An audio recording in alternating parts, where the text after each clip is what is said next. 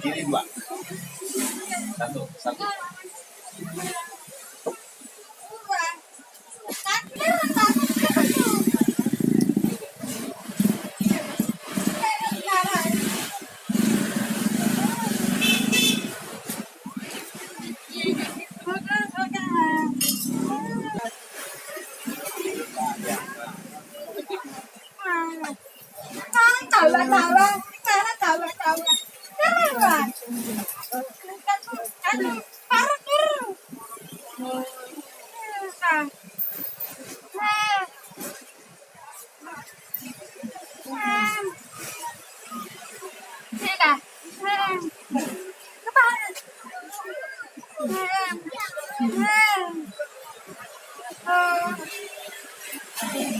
Tadi proyek-proyek mana yang harus ada? Contoh misalnya kemarin kita kewalahan juga ketika vaksinasi, kan gitu ya. Terpaksa saya harus mendampingi, walaupun dengan keterbatasan ya. Kenapa? Karena ketika mau divaksin, yang vaksinator kan tanya, pernah jantung? Bagaimana menyebut jantung? Ada asma? Ada asma misalnya. Ada penyakit apa? Komorbid yang lain.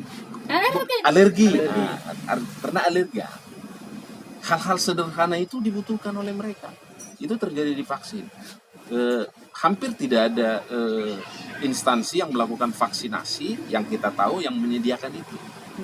Nah, makanya kita kemarin kumpulkan mereka vaksinasi ke sentra BUMN dan terakhir di apa ini yang di Malibu ini, Akta Geraha Peduli. Nah, ke sana juga kita tolong. Sektor-sektor pelayanan publik yang sangat vital itu misalnya Dinas Kependudukan dan Catatan Sipil, rumah sakit atau puskesmas. Kan gitu ya. Makanya ada tadi Pak Samuel Panjaitan, direktur atau milik rumah sakit Patarasi. Pak, kita datang, nanti kita buat di situ. Kita mau buat latihan bahasa isyarat di rumah sakit. Kenapa? Bagaimana mereka datang ke, kalau masih bisa komunikasi, tapi kalau tiba-tiba ke IGD misalnya, ini kan luput dari perhatian. Padahal Soal nyawa ini ya. soal nyawa, kan gitu ya. Nah, bagaimana misalnya kita tidak harap, tapi kecelakaan di jalan, bagaimana kita? Nah, kemarin saya dengar dari teman wartawan di Lubuk Pakam, ada satu kasus peristiwa yang dialami oleh tunarungu atau pemerkosaan gitu di Percut Seituan, terpaksa ditutup kasusnya karena tidak bisa ditelusuri bagaimana. Mereka sebagai korban, mereka sebagai saksi, atau mereka sebagai tersangka misalnya kan. Nah, makanya pengadilan juga Di Sumut. di Medan sebenarnya komunitas mereka sangat banyak dan mudah mengatasinya sebenarnya. Karena simpul jaringan mereka kan sangat kuat. Karena rata-rata satu sekolah mereka. Sekolahnya terbatas itu ada 3, Karya Murni, Pembina dan TPI yang di Amplas. Jadi begitu mereka dapat satu, pasti mereka usia. Jadi sebenarnya kalau kita mau layani mereka secara bersama gampang.